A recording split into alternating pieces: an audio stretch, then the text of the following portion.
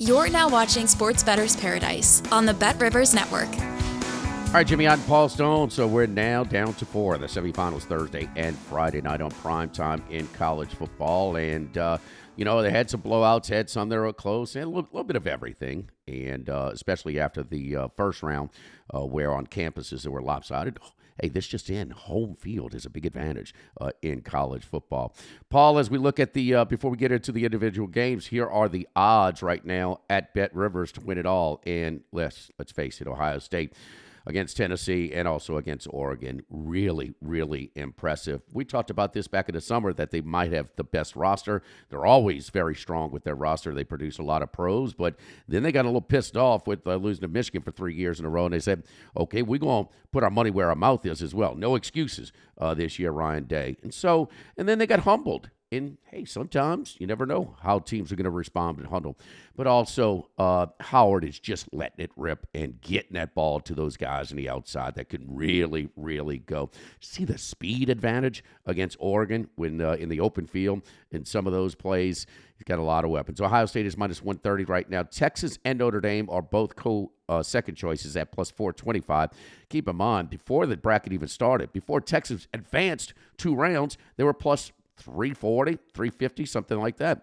Penn State is the longest shot at plus $5. Any thoughts on that? I'll recap your biggest takeaways from the quarterfinal round or these odds as we move on to the semifinal round.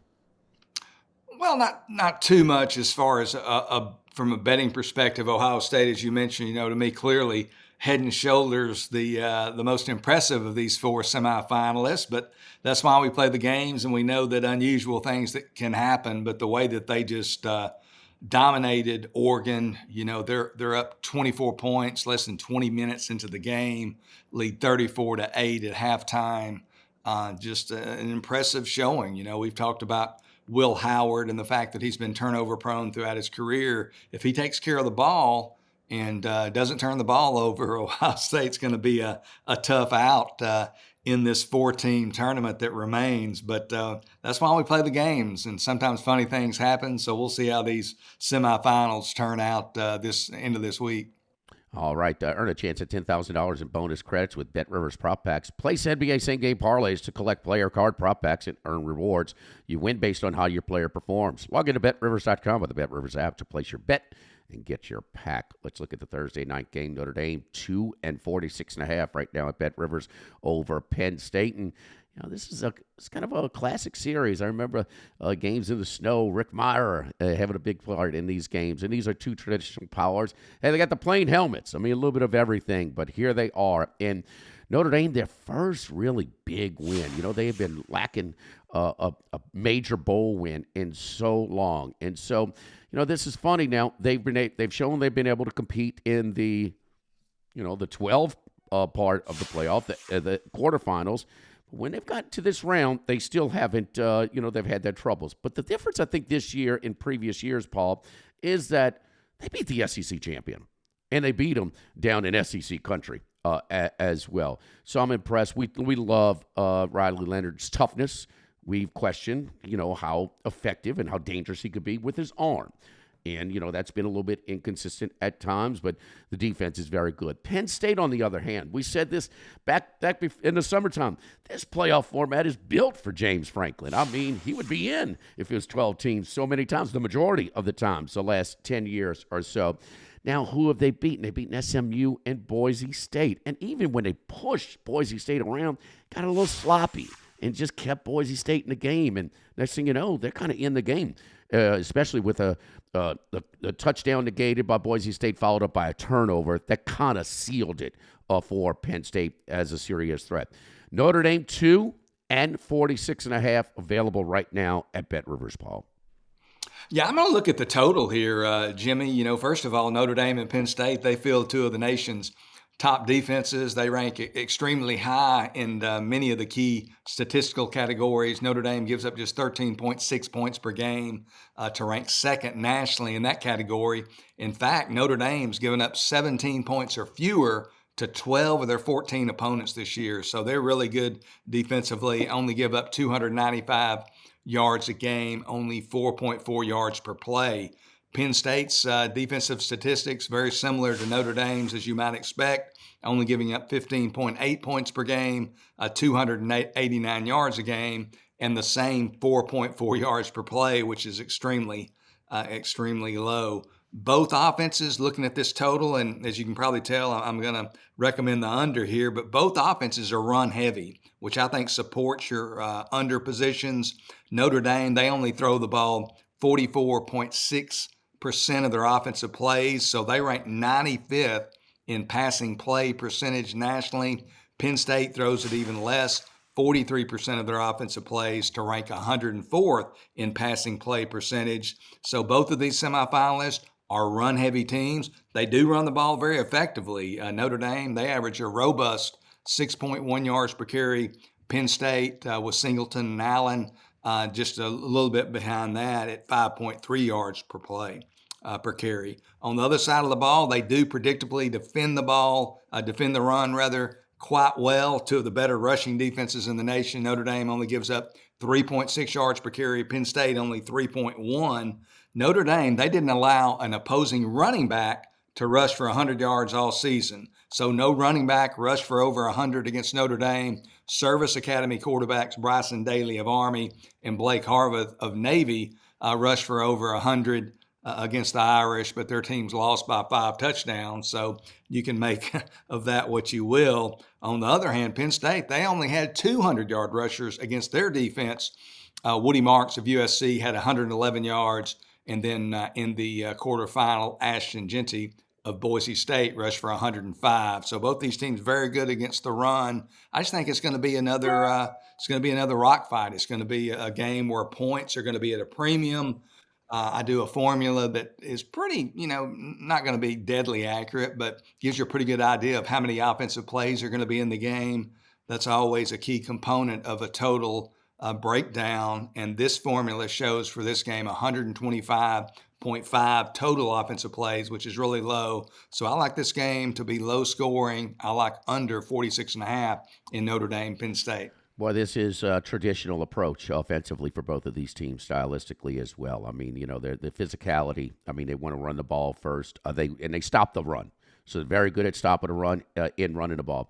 The thing about it is you better bottle these guys up near the line of scrimmage because both teams have guys, man, if they pop it out in the clear, they could take it to the house. As we saw in the critical game in the opening round when Indiana threw a first down red zone interception, pop the next play, it's 98 yards. Most of the game, Indiana kept them in check, but and Penn State as well, man. They've got two backs that can take it the distance at any time. I like it. I think the difference for me, Paul, is I think both are both quarterbacks are highly coveted. Allaire was a big-time recruit coming out of high school. In Notre Dame, we know that they had to pay a price to get Riley Leonard to jump from Duke to South Bend. And we know how special Duke was last year of a season they had until he went down with those injuries. But, man, it is tougher to account for a running quarterback. And they are going to run Riley Leonard and design runs more than Drew Allaire. And so, man, and he's just old school. He's tough. He runs behind his pads, man. If he wasn't playing quarterback, he'd probably be a strong safety or something like that. And I think that's a little bit of an advantage that Notre Dame needs in this one. So I'm going to take the Irish minus a 2 on the first of these two semifinal games. Players can play same-game parlays in college football and NFL games to earn squares. Our exclusive squares game offers additional chances, a profit boost, bonus bets, and many $10,000 jackpots. Visit BetRivers.com or the BetRivers app for more details. Friday night game, Ohio State and Texas. Ohio State 6-54.5. When this line opened, it got a lot of public support and respected support from the Buckeyes. It may have touched 6.5. I never did see any 7s, but it did get up to 6.5, and now it is settled right now at 6-54.5 over Texas. Paul, your alma mater looks so good at times, and it's sometimes we scratch our head a little bit. And, to allow Arizona State to come from 16 down and then have them down to their last play. Now, the last play, we can get into that because that might be a blessing in disguise on that illegal procedure on 4th and 8 because it tipped off what Arizona State was going to do. they were bringing a house, and so they could make adjustments. They could prepare in their protection and also in the quarterback as well. And the 4th and 13 was the big play to bail them out of it. Ohio State, Paul, 654.5. Gosh, if they play anything, and this is the great thing about football, just because they played this game the last 2 games are like this, Ohio State, that doesn't mean they're going to play at that level moving forward. But man, it's tough to think that they're going to get a lot of support moving on. Ohio State 654.5, Paul. Yeah, you just touched on it, Jimmy. As sports bettors, I think we sometimes become prisoners of the moment, and we fall victim to so-called recency bias. But man, it is just difficult to ignore the recent dominance in the playoffs displayed by Ohio State in these victories over a pair of solid opponents. Talking about 7th-ranked Tennessee and then top-ranked Oregon this past week. First of all, they just jumped all over both those teams right out of the gate. They led Tennessee by 21 points just 12 minutes into the game before the end of the first quarter, and then led Oregon by 24 points less than 20 minutes into the game. So just really clicking in those 2 games. Ohio State offensively combined for a total of 973 yards of offense. They averaged 8 yards per play against Tennessee and Oregon. Only gave up 3.8 yards per play against those 2 teams. So more than doubling their opponents in yards per play, 8 yards per play against 3.8. You've got Will Howard, their quarterback, who, to be fair and to be frank, he's been turnover prone at times during his 5-year collegiate career, thrown a total of 34 career interceptions. But man, as you indicated, has he been sharp in these 2 playoff victories? 41 of 55 completions, 630 yards, 5 touchdowns against just a single interception. So he has really been on his game. And true freshman wide receiver sensation Jeremiah Smith, almost uncoverable in these first 2 victories. He's recorded 100-yard receiving games in both the win over Tennessee and the victory over Oregon. He now has 70 catches for 1,224 yards and 14 touchdowns. So he's going to start the year next year probably as the Biletnikoff favorite, just a big-time receiver out of the state of Florida. You look at Texas, they have had difficulty running the ball against the better opponents on their schedule, the better defenses on their schedule, and Ohio State is probably the best defense they faced all year. The Buckeyes, they've only allowed 92.6 yards per play rushing, only 2.7 yards per carry. You look at the Longhorns, they struggled to run the ball even against Arizona State, only 53 yards on 30 carries against the Sun Devils. Now they've got to go up against this Buckeye front. Trey Wisner, the Longhorns' 1,000-yard rusher, in the 2 losses to Georgia and the game last week against Arizona State, only 2.8 yards per carry on 52 carries total. So Wisner and the Longhorns have not been able to run the ball against good teams. If they get one-dimensional here, Quinn Ewers could be under all kinds of pressure, could really make things difficult. This is going to be a classic pros versus Joes, sharps versus squares divide. The pros, they're going to wait for Texas plus 6.5, plus 7. The Joes, the squares are going to be all over Ohio State, taking the eye candy of the last 2 games and not so much focusing on the previous 12. I'm going to be with the Joes here, though. I'm going to be with the squares. Ohio State's just too impressive. They're playing at a high level. The loss to Michigan, 13-10 at home in the regular season finale, might turn out to be a blessing in disguise. Yeah. Instead of going into the playoffs on potentially a 7-game winning streak and feeling fat and happy and feeling good about yourself, now you're pissed off and people talking about your coach, they're talking about you, they're kind of going off the hinges. And now you get that us against the world mentality that college football coaches just love to cling to, and they're focused and they're angry and they're playing better than anybody. They're going to beat Texas by double digits. They're going to win the national championship. They love to cling to it. They love to make it up when possible, man. They love that angle. And sometimes I laugh when, like Georgia, it was us against the world. Oh, okay. I mean, you guys are the best program, the best team in the country the last couple of years. A couple of things. Will Howard. And keep in mind, this is his first year with his team. A lot of times we see that spike in the second year that a transfer quarterback is with their team. But also because the season is extended, he's got more time to get to create chemistry into continuity with the passing game. And so this is a different passing attack than middle or even latter part of the season. 10 yards per attempt is really, really good at any level of football, passing yards attempt. He's at 11.5 in these two games, and that's 630 yards and 55 attempts. And the other thing, and this is something that some of the people in the SEC were like scratching their head, Oklahoma and at Texas, the new one. Everybody's praising Texas. Everybody's on Oklahoma. But you can't compare the schedules. And they'll be the same, just flip-flopping home and away that they were last year. Just look at the SEC standings. The top 8 and the bottom 8. This is not opinion. Texas faced one of the top 8 of the teams that finished in the top 8. Texas actually finished 9th, tied for 9th on the other side.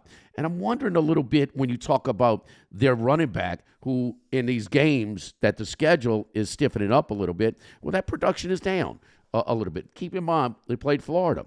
They were playing against the Ivy League quarterback as well. Well, we know that's a different team with Lagway, behind center than with the Ivy League transfer. So I'm just wondering if, that it's not quite as battle-tested as we thought. Now, I still think they were really impressive in the yards advantage in like the first half of the SEC championship game, the second Georgia game. But they didn't produce it on the board, on the scoreboard, and allow Georgia to be in a position to come back and bite them. So, there's a few things there. And form, and we've seen teams this deep in the season where you always have new parts. Man, you see teams playing at a different level deeper in the season. You see it at the pro level as well, but especially in a college game. And that's what makes Ohio State so scary right now. Yeah, and I'll tell you, the one thing I want to add from Texas's perspective, if they're going to win this football game, their true freshman defensive end, Colin Simmons, is going to be a household name after Friday night. As good as Jeremiah Smith is, and a lot of people were upset he didn't win the Deshaun Alexander Freshman Football Player of the Year award this year, but Colin Simmons won that award. This guy is a playmaker, 14 tackles for loss, 9 sacks, 3 forced fumbles, 1 interception. Tackles can't handle him, and he's not skinny like a lot of true freshmen are. He's not real thick yet, but he's got some body weight, but he is an incredible pass rusher.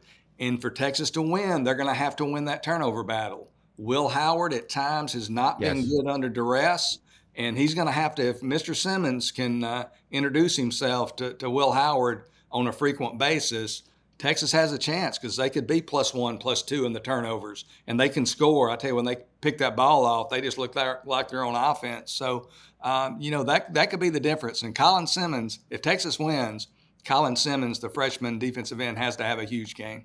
Oh, Texas has personnel. They have the personnel, but they have to do it. And Will Howard this year, but also his last year at Kansas State, has been a little bit interception prone at times. But man, the form they're in, they are scary. Currently -130, minus money to win the whole thing at Bet Rivers. All right, we'll be back next week for one more final preview for college football with the national championship preview. For Paul Stone, I'm Jimmy Ott here on the Sports Bettor's Paradise on the Bet Rivers Network.